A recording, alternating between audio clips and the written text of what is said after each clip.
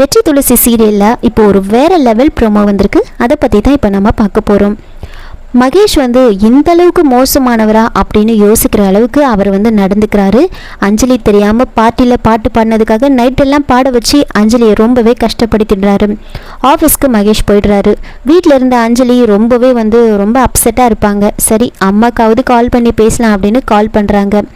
அஞ்சலி பேசின கொஞ்ச நேரத்துலேயே லக்ஷ்மி கண்டுபிடிச்சிடுறாங்க. என்ன அஞ்சலி, உன்னோட குரல் ஒரு மாதிரி இருக்குது, என்ன ஆச்சு அப்படின்னு கேட்க, அஞ்சலி இந்த உண்மையை நாம் சொல்லலாமா வேண்டாமா அப்படின்னு யோசிச்சுக்கிட்டு, அதெல்லாம் இல்லைம்மா, நேற்று பார்ட்டியில் பாட்டு பாடினேன், அதான் குரல் ஒரு மாதிரி இருக்குது அப்படின்னு சொல்ல, என்னம்மா இது, இவ்வளோ நாளும் நீ பாட்டு பாடியிருக்க, அப்போல்லாம் உனக்கு இப்படிலாம் ஆகலை, இப்போது அந்த பாட்டு பாடினதுக்கு இப்படி ஆயிடுச்சுன்னு சொல்கிறியே, சும்மா பொய்யெல்லாம் சொல்லாத, ஒழுங்காக உண்மையை சொல்லு, என்ன ஆச்சு அப்படின்னு ரொம்ப கோவப்பட்டு கேட்க, அப்போ அஞ்சலி, இல்லைம்மா, பார்ட்டியில் கூல்ட்ரிங்க்ஸு ஐஸ்கிரீம் எல்லாம் கொடுத்தாங்க, அதெல்லாம் சாப்பிட்டுட்டேனா, அதான் இப்படி இருக்குது அப்படின்னு சொல்லி சமாளிக்கிறாங்க.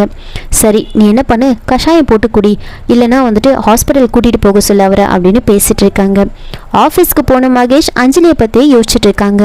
நேற்று நைட்டு நம்ம அஞ்சலியை ரொம்பவே பாட வச்சிட்டோம், அவள் நம்ம மேலே கண்டிப்பாக கோவமாக இருப்பா, ஆஃபீஸில் கூட நம்மளால் வேலையை செய்ய முடியல, அவளை பற்றியே யோசிச்சுக்கிட்டு இருக்கோமே அப்படின்னு யோசிச்சுக்கிட்டு, சரி இப்போ என்ன பண்ணுறான்னு பார்ப்போம் அப்படின்னு மொபைல் எடுத்து செக் பண்ணி பார்க்குறாங்க.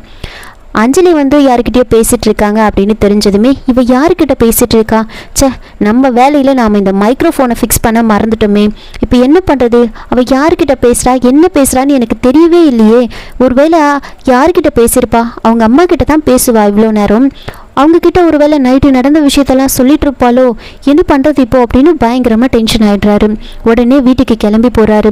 அஞ்சலி அவங்க அம்மா கிட்டலாம் பேசி முடிச்சுட்டு உட்காந்துட்டு இருப்பாங்க. நேராக மகேஷ் அப்படியே அஞ்சலி கிட்ட ஆக்ட் பண்ணுறாங்க. அஞ்சலி, எனக்கு ரொம்ப தலைவலிக்கிற மாதிரி இருக்குது, ஒரு காஃபி போட்டு எடுத்துகிட்டு வரியா அப்படின்னு சொல்லி அனுப்பிட்டு, அஞ்சலி அப்படி போன உடனே டக்குன்னு மொபைல் எடுத்து செக் பண்ணி பார்க்குறாங்க யாருக்கு ஃபோன் பண்ணியிருக்காங்கன்னு.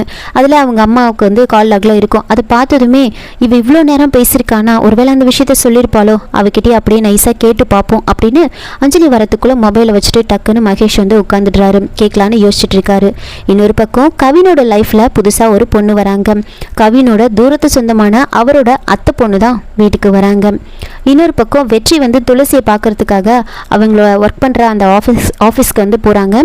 அங்கே போகும்போது வெற்றி துளசிக்கிட்ட சொல்கிறாங்க, நான் உங்களை பார்க்கறதுக்காக வரல, நான் வேற ஒரு விஷயமா வந்தேன் அப்படின்னு சொல்ல, துளசி வெற்றியை தனியாக கூட்டிகிட்டு போயிட்டு, இங்கே பாருங்கள், நீங்கள் எதுக்காக வரீங்க, ஏன் இப்படிலாம் பண்ணுறீங்கன்னு எனக்கு புரியாத அளவுக்கு நான் ஒன்றும் தத்தி கிடையாது, என் பின்னாடி வர வேலை வச்சுக்காதீங்க அப்படின்னு ரொம்ப கோவமாக துளசி வெற்றிக்கிட்ட சொல்லிட்டு போயிடுறாங்க. இதோட இந்த ப்ரோமோ முடிச்சிருக்காங்க. என்னோட ரிவ்யூ பிடிச்சிருந்தா லைக் பண்ணுங்க.